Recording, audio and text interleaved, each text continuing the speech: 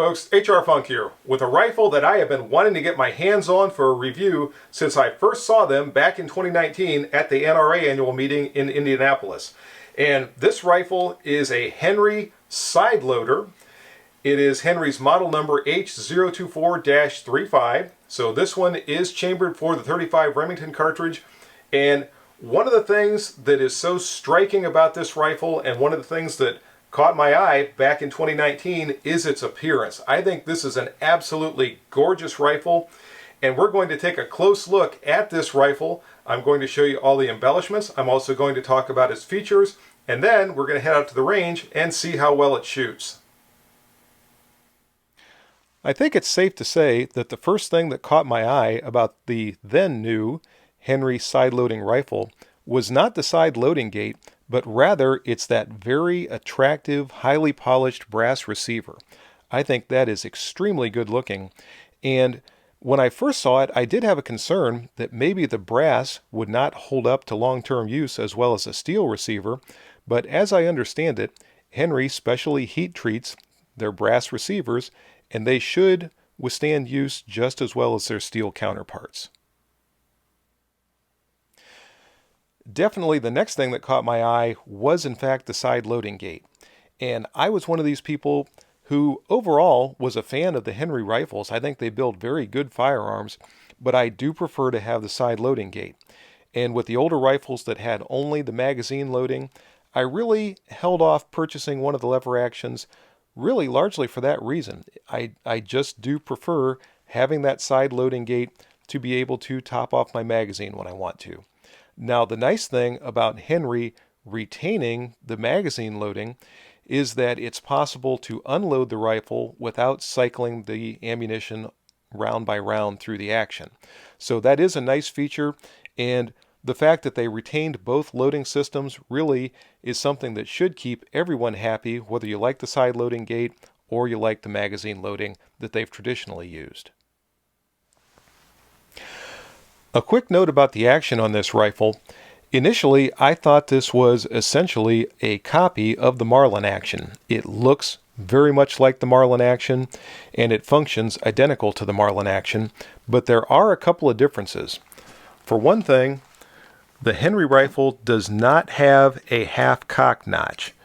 It is either fully cocked or it is fully forward, but there is no half cock notch on this rifle. It also employs a transfer bar in the action, presumably which only allows the hammer to make contact with the firing pin when the trigger is fully pulled to the rear. So if you're planning on carrying this rifle with a round in the chamber, you would obviously have to load the magazine and then cycle around into the chamber, which of course would cock the hammer. At that point, you would have to hold the hammer and release it with the trigger, then take your finger off the trigger and very carefully lower the hammer. By taking your finger off the trigger, that should remove the transfer bar and prevent the possibility of an unintentional discharge if the hammer slips out from under your thumb. From the factory, this rifle comes equipped with a semi-buckhorn rear sight that's adjustable for both windage and elevation. Also, you'll notice it has the small white diamond in the front of the rear sight. That can help you with aiming if you prefer to have it, or if you don't care for it, you can remove the small screw and reverse the plate that diamond is on, and then you won't have it in your field of view anymore. Also, you can see the top strap of the rifle is drilled and tapped if you want to attach a scope. And it uses a ramped front sight with an ivory bead. The rifle features a 20-inch round barrel, and in the 35 Remington cartridge, it uses a rifling twist rate of 1 turn in 16 inches. We can also see the magazine tube here, and the magazine has a capacity, also in the 35 Remington chambering, of 5 rounds. And speaking of the magazine, there is the loading port.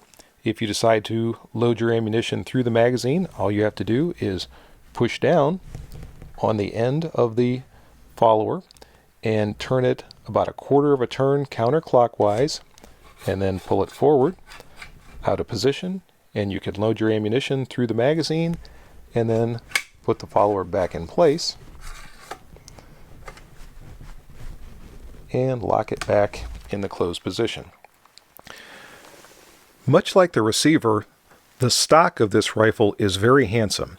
It features very nice checkering, and also it's engraved with the Henry logo, and we can also see here the front band that's also brass to match that highly polished brass receiver. And here's a look at the rear stock, which is also nicely checkered and engraved around the grip area. It's inlet on either side for a cheek rest, and this stock has a 14-inch length of pull. And at the very back is the polished brass butt plate. This rifle uses a standard size lever, which I appreciate. There are some folks out there who very much like the big loops, and I'm not one of them. I like levers of this size, and I also kind of like the rounded contour of this lever as opposed to the squared off lever we see with some other rifles. I just think overall it's a very nice presentation, and when I use it, it's very functional. One other feature of this rifle that I do want to mention, because it's not standard on all lever actions, and on the rifles that have them, I think it's a nice feature. And that is the sling swivel studs. We've got one on our front band here, and as I move it forward, you'll see the other one back here at the rear of the buttstock. So if you want to attach a sling, that's going to be a very simple process. In terms of overall dimensions, this rifle is just over 38 inches long and it weighs 7.5 pounds. And this one has a trigger pull that breaks right at 4.5 pounds. So that's it for the shop review, folks. I can't wait to get this rifle out to the range, so let's go see how it shoots. And as you can see, I've arrived out on the range with the Henry side-loading rifle, and I've already done just a little bit of shooting with it because I wanted to get an idea of where the sights were before I started to shoot it on camera. And that shooting has not gone extremely well. To begin with, the first thing I noticed when I started shooting the rifle from the bench at a distance of 50 yards is the shots were hitting extremely low. In fact, the first 3 shots that I fired, or out of the first 3 shots that I fired, only one of them actually struck the very bottom of the target. The other 2 hit below the target. So at this point, I have raised the rear elevator to the next to the last setting, and that has gotten me more or less the proper elevation at 50 yards, but I'm also hitting off to the right quite a bit, about 3 or 4 inches from this distance of 50 yards. And in order to adjust the rear sight, as I mentioned in the shop, I have to back out that screw and then drift the sight in order to move my point of impact. And this screwdriver is smaller than any of the screwdrivers I have with me out here. I did not realize the screw head was that small, so I can't adjust the windage on the rifle. The other thing that I've run into is something I really didn't expect, and that is I'm experiencing failures to eject when I cycle the rifle's action. And the first few shots cycled without any problem whatsoever, but then as I shot a few more, I started to get situations where the shell case would extract but then not eject from the receiver. Now I was shooting this from the bench, so it's possible that maybe something about the way I was shooting, and I had a bag here, so maybe that was obstructing the shells somehow, or maybe I just was not able to operate the lever vigorously enough from that position in order to get the shells to extract and eject. But I'm going to do a little bit of shooting with it now on camera. I've got some water bottle desperados set out here on the range, and I'm just going to do some shooting from a standing position, and I'm going to make sure that I vigorously work that lever, and we're going to see how the rifle shoots, and we're also going to see if I continue to have those functioning problems. Okay, my first desperado has come out and exposed himself, so I'm going to load up the rifle. I have noticed that the ammunition loads very smoothly through this side gate. And once again, this is 200 grain Hornady Lever Revolution ammunition. And the action functions smoothly enough when I'm chambering around. Let's see what happens when we fire a shot.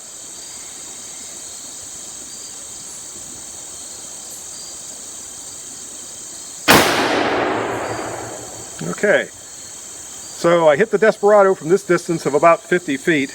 Now let's see what happens when I go to extract and eject the cartridge. And that time it worked perfectly, so good. Maybe it was just a situation where sitting at the bench was causing a problem. Let me set up another Desperado and we'll try another shot.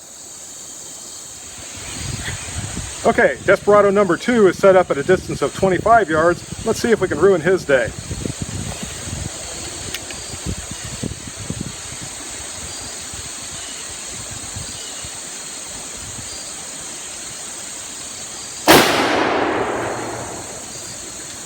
It would help if I hit him, but let's see what our extraction looks like. And there was another failure to, it actually extracted, but a failure to eject. And I opened the lever pretty vigorously there. I was not babying it. So let's try another shot at this distance of 25 yards.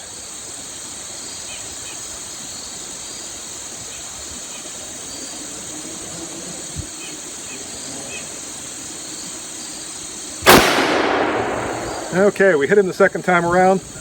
Let's see what our extraction and ejection looks like. Okay, so that time it was good. And maybe it's just because this is a new rifle, it hasn't broken in fully yet. Maybe that's why I'm getting these periodic failures to eject. But I'll keep an eye on that as we keep moving forward. And Desperado number 3 is now set up at a distance of 35 yards. Now on my second shot from 25 yards, the one that hit the bottle, because the point of impact is off to the right with the way the sights are now, on my second shot I favor the left side of the bottle.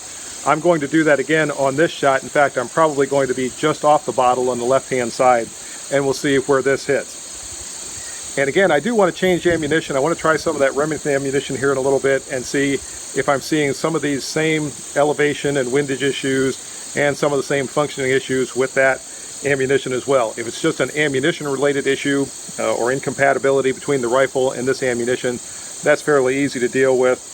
If there are issues with the rifle itself, then it might need to go back to Henry for some attention.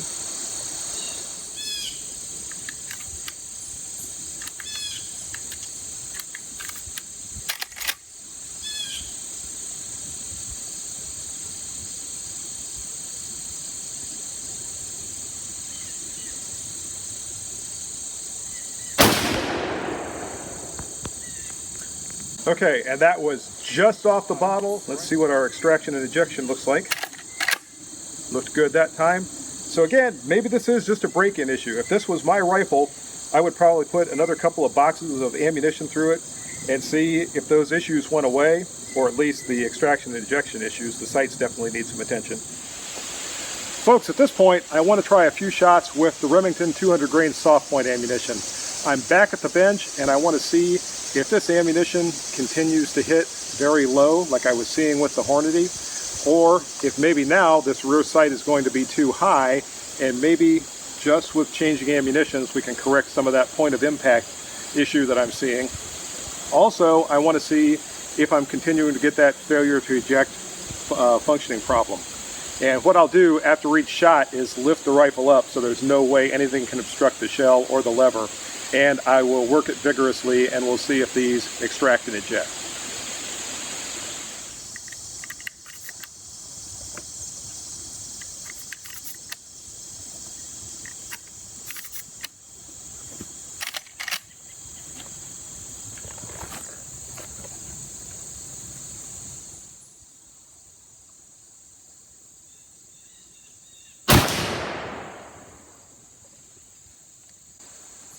Okay, nothing obstructing the ejection port. And no, it did not eject that cartridge, or that case rather. Try shot number 2.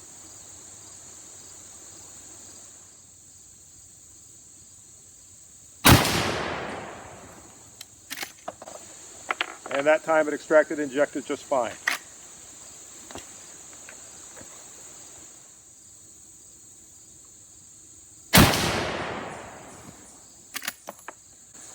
And that time it extracted and ejected just fine. So it doesn't seem to be an ammunition problem that's causing that periodic failure to eject. All I can think of at this point is potentially it's a break-in issue, or as I said a little while ago, maybe it needs to go back to Henry for a repair. And the elevation was about right for those 3 shots, but I'm still hitting way off to the right. Again, this is fixable by drifting that rear sight. The group size from 50 yards is nothing to write home about, although I'm using that semi-buckhorn sight, and that's not exactly a precision aiming instrument. At the same time, I'd like to see that group a little better from 50 yards, and this is about the same size group that I was seeing with the Hornady ammunition as well, so it's not an anomaly here as far as the size of the group. Well, as I said at the beginning of the video, I was really excited to get this rifle out here and start to do some shooting with it. I've been waiting for about 1.5 years to shoot one of these things, and I really love the way this rifle looks. It feels good, it handles well, but I gotta say at this point, I'm kind of disappointed in its performance. I was not expecting to have any kind of issues as far as extraction or ejection or anything like that, and that was a periodic problem. The sights being that far off from the factory is a little bit of a concern. I would not have expected that from Henry. And one thing to be aware of, especially shooting from the bench, the brass butt plate on this rifle lets you know it's there. Each time you squeeze the trigger, I can definitely feel that in my shoulder, and I've probably only fired, between the shooting I've done from the bench and the shooting that I did standing, maybe 20 rounds through the rifle today. So again, the functioning issues, as I think this is now the 3rd time that I'm going to say this, could be break-in related. This is not my rifle. It was loaned to me for this review. If it was mine, I would keep working it, keep shooting it, and see if those problems went away. But I also don't think I would try forever and ever and ever to see if it was a break-in issue. I'd put maybe another box of ammo through it, and if I was continuing to get those failures to eject, I would end up sending this back to Henry. In fact, if it was mine at this point, the way I'm feeling right now, I might be making a call to Henry as it is and letting them know the difficulties that I'm having and see if they would take the rifle back and inspect it and see if they came up with any problems. In any regard, that's the video for today. I hope you enjoyed it. If you have any questions or comments, as always, make sure you forward those to me. Remember, if you order anything from Optics Planet, be sure to use my discount code, which is...